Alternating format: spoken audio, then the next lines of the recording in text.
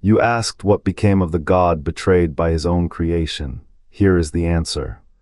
And all have flickers forgotten is bound. Firelight dances on Shor's stone face as a priest seals a blood pact, unaware the deity's eyes shimmer with grief older than time. Slightly toward the same god-darkened altar where no flame Yokuden's burns call Sep, needs name Shezarr, and all have flickers forgotten is bound. A breath later, the statue's head tilts just slightly toward the darkened altar where no flame burns. Lorkhan's sphere is not kingship, not war, it is the rending of divinity to birth a world.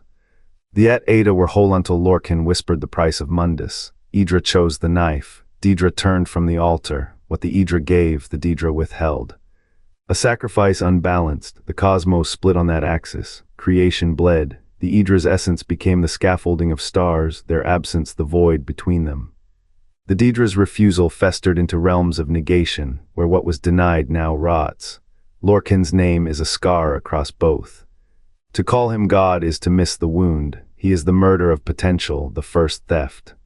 His sphere, the theft of divinity to forge a cage. Every star that burns, every shadow that gnaws both are his. The Mundus does not orbit the Idra. It hangs by Lorkhan's spine, a world strung from the ribs of the sacrificed. What is born of such theft? A universe where light and dark are not opposites. They are the same hand, clutching the same wound. The Ada rebelled, Lorkhan wove lies like chains. The Idra gave their light to forge Mundus. Daedra turned away, their shadows unbroken. What did the thief offer in return? Ash, a void where divinity once burned. The Idra's sacrifice sealed them inside the sphere, their wills bound to its fragile walls. The Daedra, whole and unspilled, watched from the fractures. Their planes bled into the Arbus wounds, twisting what was left into prisons of hunger and rage. Mundus became a tomb, its heart a stolen pulse. Lorkhan's name was stricken from the Ada's song, yet his shadow hums in every star that dies. Did the Idra know their fate? Or was their choice a final defiance? The sphere spins, a scar on the divine skin. Inside, mortal hands claw at the dark, never knowing the light they raised. The Daedric princes whisper of balance. But balance was murdered with the first breath of this world. Only the wound remains, throbbing. Only the thief's name unspoken. Only the sphere turning. Always turning. The first act was a sacrifice. A god's heart, cleaved by Trinimac's blade or Auri-El's hammer. The wound became Mundus, the blood became time. The heart still beating was thrust into Red Mountain's core, a pulse, a prison, a promise unkept, then came the theft. 3 thieves cloaked in ash who scaled the mountain's throat during the Battle of Red Mountain. They did not take gold, they did not take stone. They took divinity siphoned from the heart's still throbbing chambers, the tribunal's sin, the theft that birthed a lie, that gods could be killed. That power could be stolen, that a god's absence could be worn like a crown. The Dwemer came later, they did not kneel. They did not pray, they listened, to the heart's hum, to its dissonance. Kagranak's tonals machines tuned to the frequency of a murdered god. They sought to unmake death, to reverse the forge, to hammer the fragments of Lorkhan's soul into a new world. Their experiments did not end with dust, they ended with fire. The red year arrived without warning. A mountain scream, a sky split by magma, a continent trembling as the heart's containment fractured. Not a rebellion, a asterisk corrective asterisk. The world had been built on a wound, now the wound bled. What remains? A mountain that still pulses. A god's name whispered as both curse and creed. A truth etched in ash, creation is not born from light. It is forged in the shadow of what was taken, and the sphere turns, always turns. The heart of Lorkhan is no thing, no shard, no stone. It is absence made molten. The tribunal did not take the heart. They carved from it, divinity bled into 3, each god a wound stitched with stolen breath. Red Mountain smolders not from fire, but from the memory of a throat slit. Dwemer sought to bend its resonance. Kagranak's forges hummed with tones no ear should hold. They did not shatter the mountain, they echoed its grief. Machines learned to weep, then to hunger. Then to forget why, Trinimac's blade or Auri-El's does it matter, the strike was divine, the flaw mortal, a god's chest caved and the Mundus cracked. What lives in that void? Not a name, not a face. A weight that seeps into every soul who kneels at altars of sky, stone, or steam. The tribunal's thrones are thorns. Meridia's flame, Stendarr's light, jiggles dark, each a shard of what was torn. The heart remains not in Red Mountain, but in every pulse of the sphere. Every eruption, every birth, every death, they call it a relic. They call it power. It is a wound that will not scar, a god's breath trapped in the lungs of the world, and the sphere turns. Always turns. But to grasp what they offer mortals, you must confront what they demand. Sacrifice, blood, the cost of creation. The Idra bled their essence into Mundus, while the Daedra turned away, spurning the forge. Lorkhan's heart no relic, but a wound pulses with stolen divinity.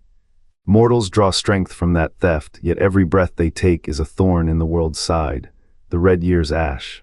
A cough from the dying god's throat. Power is not given, it is carved, and the sphere turns, always turns. A god does not die, he fractures. Lorkhan's heart shattered, pulsing became the axis of mortal longing. Nords kneel to Shor, the fallen father, carving his name into fjord and flame. Yokuden Sep, warlord of the fractured dawn, his shadow etched in sword and scroll. Pre-election needs whisper Shezarr, the hunger that outlives the meal, his feast a famine of devotion. What do they ask? Strength, victory, survival. The heart demands bones, not blood, not gold, bones, the price of a pulse. Nords trade valor for vengeance. Yokuden lords barter conquest with the weight of unburied ancestors.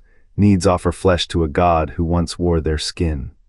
Each culture carves its own face into the unquiet stone, yet the stone remembers only its original wound, the red year's fire.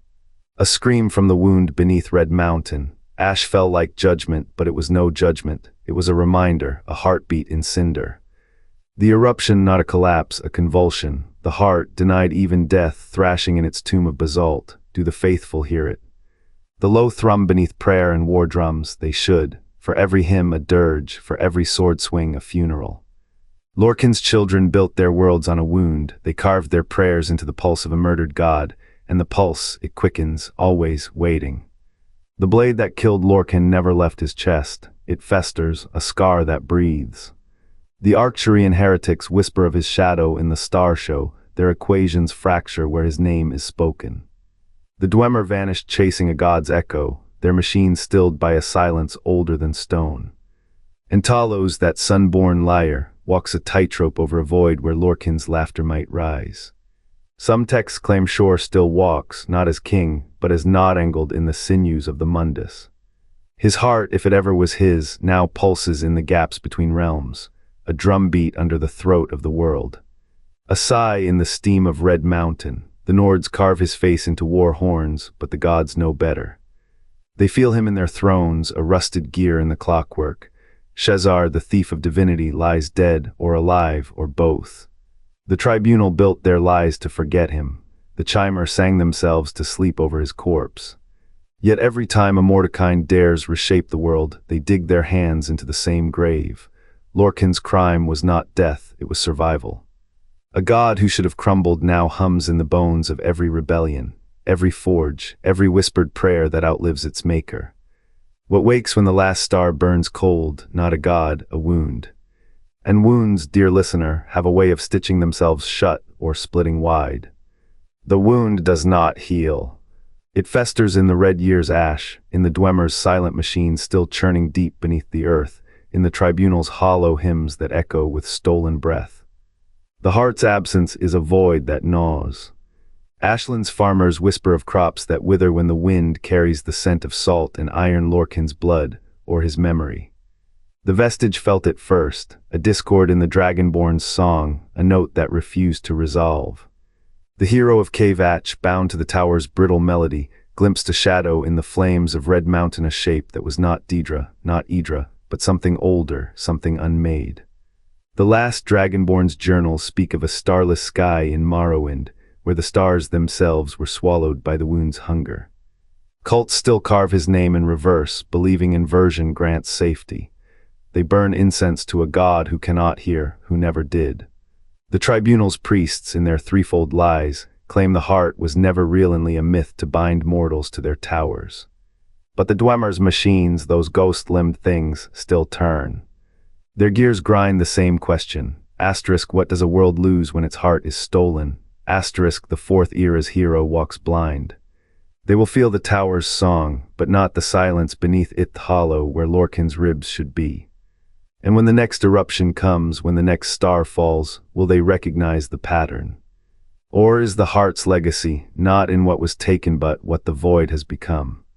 The mountain bleeds, not with lava, but with light or molten gold that pulses like a trapped star.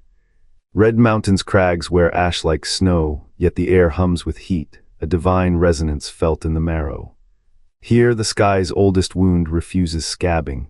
Trinamac's blade, that jagged hymn of betrayal, carved this scar across eternity. The heart does not burn, it remembers. Each pulse echoes Lorkhan's final breath, a dirge for a god who became geography. Mortals name this place Mount Red and build forges around its throat, drawing fire from a corpse they do not comprehend. The mountain's glow tints their steel, their blood, their children's dreams. What is a god but a lesson etched in the world's spine? The heart's light outlasts empires, it outlasts time. And when the next star falls, the mountain will rise to meet Itwin wounds, one celestial, one forged in the ribs of a thief who became the world's anchor. What if the Dwemer's experiments with the heart were just the beginning? The towers sang long before Adamantia, crumbled white gold's dirge still echoes through the void.